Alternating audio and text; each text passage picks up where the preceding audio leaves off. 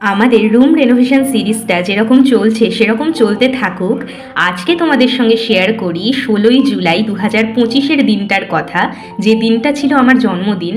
আর এই বছরের জন্মদিনটা আমার কাছে কিন্তু অন্য বছরের জন্মদিনগুলোর তুলনায় বেশ অনেকটাই আলাদা ছিল। এই বছরের জন্মদিনটা আমার কাছে ঠিক যেরকমই স্পেশাল ছিল, যেটা তোমাদের সঙ্গে শেয়ার করব, ঠিক সেই রকমই ছিল দিনটা আমার কাছে, আমাদের সবার কাছেই খুব চিন্তার একটা দিন।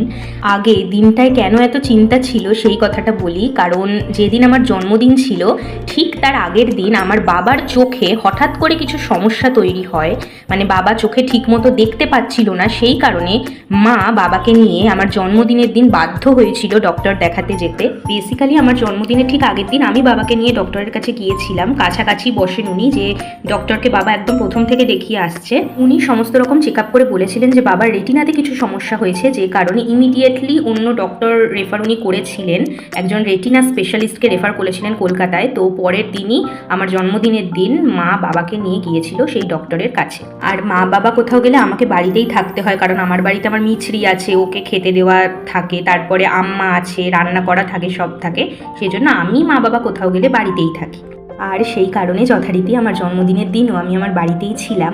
আর এবারে শেয়ার করি যে সেই দিনটা কেন আমার কাছে এতটা স্পেশাল ছিল।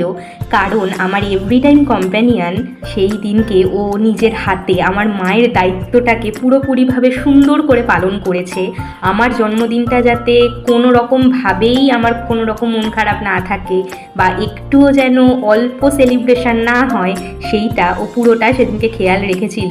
নিজের হাতে সেদিনকে ও ভাত, ভাজা, ডাল, চিংড়ি মাছের পাতুরি, আর সব থেকে যে জন্মদিনের স্পেশাল মেনু যেটা পায়েস, ওটা সেদিনকে ওর নিজের হাতে প্রথম রান্না করেছিল, ওর প্রথম বানানো পায়েস। আমার মা খুব আক্ষেপ করছিল আমার জন্মদিনে আমাকে পায়েস রান্না করে খাওয়াতে পারলো না, বাবার হঠাৎ চোখে সমস্যা হওয়ার কারণে।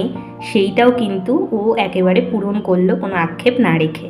শুধু আমাকে রান্না করেই খাওয়ায়নি, আমার জন্মদিনের এই জামাটা, গয়নাটা, কাজলটা সব কটা ওরই উপহার দেওয়া আমাকে।